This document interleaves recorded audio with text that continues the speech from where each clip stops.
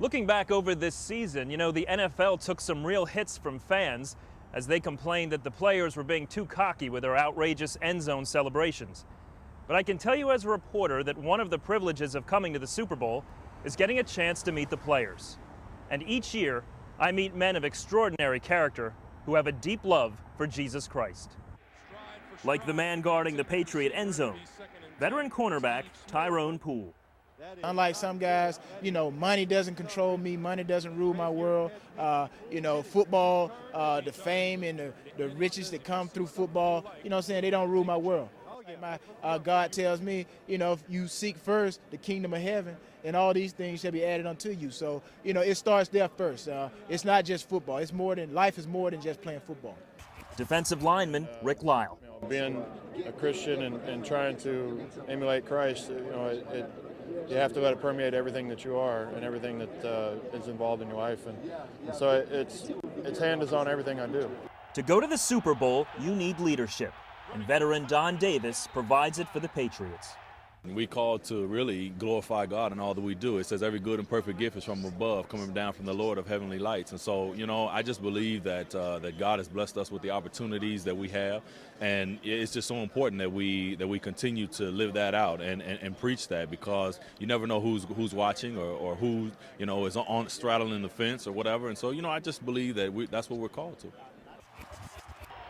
Drafted by the Panthers in 1997, Mike Minter has endured some tough seasons, including a 1-15 campaign 2 years ago. The veteran safety who aspires to become a pastor finally reached that long-awaited Super Bowl. I tell everybody I liken it to the children of Israel, man, that's in the wilderness for 40 years. We've been in for 7. But this season has been more than that for Mike. He and his Christian teammates journeyed together in their relationship with Christ.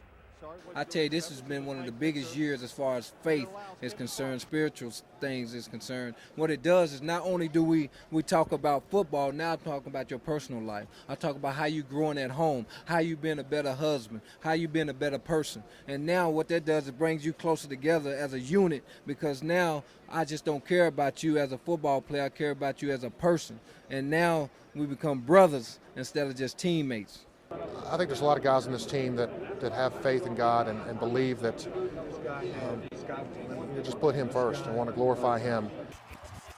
I just think a lot of guys have been praying on this team. I think this team has been, the most guys who are serving God, than the teams that I've been on. And I think that prayer and that faith has kept a lot of us together.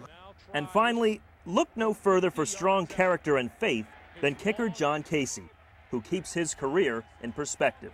This is what I do, and it's not who I am. And making that delineation, I think, is very, very important. I'm a child of God. What I do is I happen to kick a football. So if I can do that to glorify Him, He's promised that He'll never leave me, never forsake me. He's told me to be strong and courageous.